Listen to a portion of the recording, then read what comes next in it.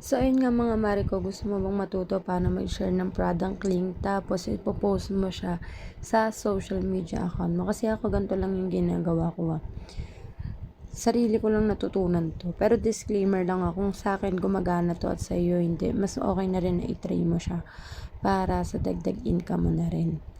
Ayan. Pupunta ka lang doon sa product tapos ikakopy mo lang tong promotion info. Ayan, copy link. Tsaka mo siya ipopost sa FB. Pupunta ka sa FB, tapos ganyan. I-copy paste mo lang dito yung pinost mo. Tapos kapag pinindot nila yan, tiktok.com undefined, pwede ka rin kumuha ng picture. I-screenshot mo yan. Kung gusto mo mas maganda yung mo, ipopost mo product. Then, balik ka lang dun sa may ipopost mo.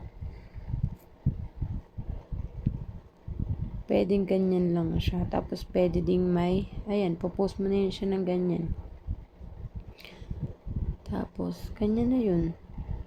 Tapos, sa product mo, kapag may bumili dyan, ayan na yung link ni TikTok. Kapag may bumili dyan, papasok na yun dun sa sa account mo. Pwede din naman ganito. 'Di ba, ini-screenshot mo siya, popost mo siya sa FB mo.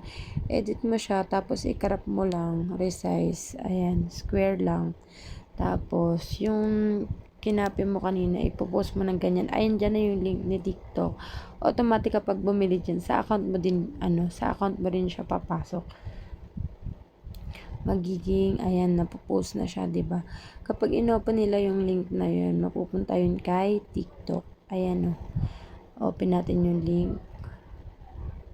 Ganyan yung kakalabasan. Magdadirect siya kay TikTok. Ayan. Tapos, shop now in app. Ganyan lang yun.